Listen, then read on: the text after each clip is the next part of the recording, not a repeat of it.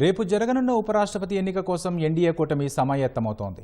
మధ్యాహ్నం 2:30 పార్లమెంటులోని బాలయోగి ఆడిటోరియంలో ఎన్డీఏ ఎంపీలు సమావేశం కానున్నారు. ఇక మరింత సమాచారం మా ప్రతినిధి అరుణ్ ప్రత్యక్ష ప్రసారం ద్వారా అందిస్తారు.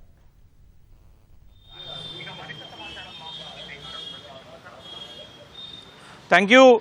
రేపు ఉదయం 9 గంటల నుంచి ప్రారంభమయ్యేటువంటి ఉపరాష్ట్రపతి ఎన్నికకు సంబంధించిన పోలింగు, అందుకు అనుసరించాల్సినటువంటి సరళి, ఏ విధమైనటువంటి ఓటు వేసే క్రమంలో ఏ విధంగా వ్యవహరించాలనేటువంటి అనేక అంశాలతో కూడినటువంటి వ్యవహారాలపై ఎన్డీఏ ఎంపీలకు, ఎన్డీఏకి సంబంధించినటువంటి నేతలు, అదేవిధంగా సాంకేతిక సిబ్బంది పూర్తి స్థాయిలో అవగాహన కల్పించేటువంటి కార్యక్రమం చేస్తున్నారు.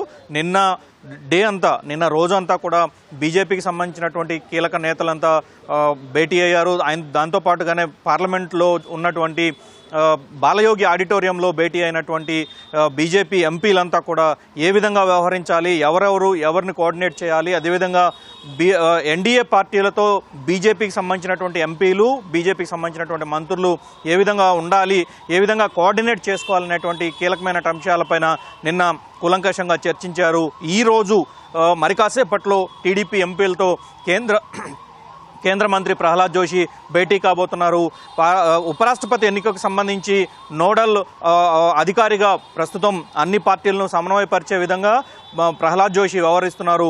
కాసేపట్లో టీడీపీ ఎంపీలతో భేటీ కాబోతున్నారు. ఇప్పటికే టీడీపీ ఎంపీలకు ఓటు హక్కు ఏ విధంగా వినియోగించుకోవాలి, ఎక్కడి నుంచి ప్రారంభమవుతుంది, ప్రక్రియ ఎక్కడి నుంచి ప్రారంభమవుతుంది, ఎక్కడ ముగుస్తుంది అనేటువంటి ఈ అన్ని అంశాలపై సాంకేతిక సిబ్బంది ఒక వర్క్షాప్ లాగా కొద్దిసేపటి క్రితం నిర్వహించడం జరిగింది.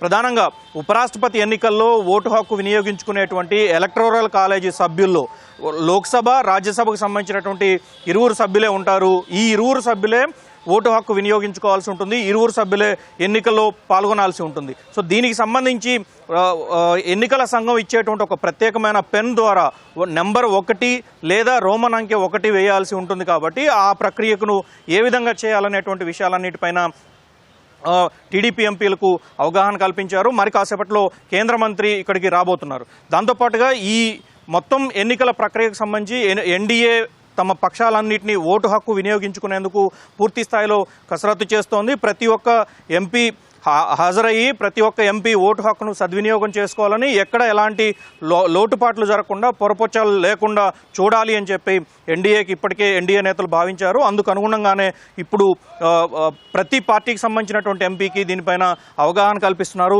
ప్రస్తుతం టీడీపీ ఎంపీలు మనతో ఉన్నారు. కృష్ణదేవరాయలు గారు, చెప్పండి, ఈరోజు ఏ ఉపరాష్ట్రపతి ఎన్నికలకు సంబంధించి ఎట్లా చేయబోతున్నారు? ఇప్పటికే దానికి సంబంధించిన ఏదైతే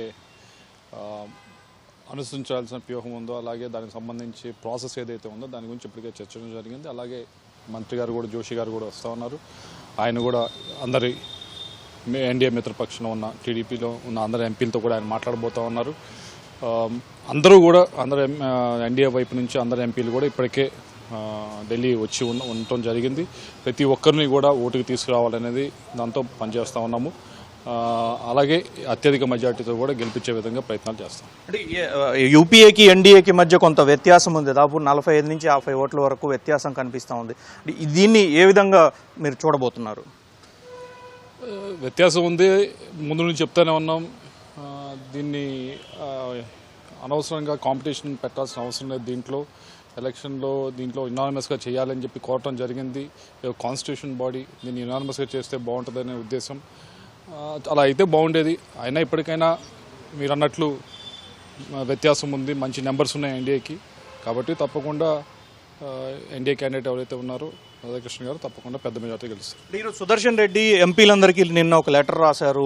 రాజ్యాంగపరమైనటువంటి రక్షణ ఏర్పాట్లు అవి అంత అవగాహన ఉన్నటువంటి వ్యక్తిని చూసి ఎన్నికల్లో ఉపరాష్ట్రపతి ఎన్నికలకు ఓటు వేయాలి, ఇది రాజ్యాంగపరమైనటువంటి పోస్టు, దాంతోపాటుగానే ఇది రాజకీయపరమైనటువంటి అంశం కాదు అని చెప్పేసి అంటున్నారు. దీని విషయంలో తెలుగుదేశం వైఖరి ఏంటి?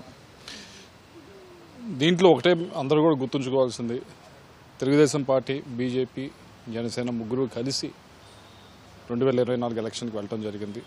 అత్యధిక మెజార్టీతో గెలవటం జరిగింది ఆంధ్ర రాష్ట్రంలో. ఎలక్షన్ ముందు పొత్తుంది. ఎలక్షన్ అయిన తర్వాత మేము కేంద్రంలో భాగస్వామ్యంగా ఉన్నాం. 2 మంత్రులు కేంద్ర ప్రభుత్వంలో ఉన్నారు. కాబట్టి ఏదైతే ఎలక్షన్ ముందు నుంచి ఉందో ఇప్పుడు కూడా అదే ఉంటుంది, అదే కంటిన్యూ అవుతుంది. దాని గురించి సరే ఎలక్షన్లో నిలబడే వాళ్ళు తప్పకుండా ప్రతిపక్షంలో ఉన్నా ఇటువైపు ఉన్నా కానీ తప్పకుండా వాళ్ళ ప్రయత్నాలు వాళ్ళు చేసుకుంటారు. దాంట్లో మనం తప్పు పట్టాల్సిన అవసరం లేదు. అయితే మా స్టాండ్ కానీ మా విధానం కానీ చాలా క్లియర్గా ముఖ్యమంత్రి గారు ఇప్పటికే ఎలక్షన్ ముందు పోతుంది, ఇప్పుడు పోతుంది అంతే. ఇది ఎన్డీఏకి సంబంధించినటువంటి ఎంపీలంతా ఏకపక్షంగానే ఓటు వేయడానికి తాము సిద్ధమయ్యామని చెప్పేసి చెప్తూ ఉన్నారు. అయితే మరోవైపు ఈరోజు సాయంత్రం ఎన్డీఏకి సంబంధించినటువంటి ఎంపీల భేటీ జరగబోతోంది. మధ్యాహ్నం 2:30 గంటల తర్వాత ఈ భేటీ ప్రారంభమవుతోంది. 4:30 గంటల తర్వాత ప్రధాని ఈ భేటీకి హాజరవుతారు. ఈ సందర్భంగా ప్రధాని ఎంపీలను ఉద్దేశించి ప్రసంగించబోతున్నారు.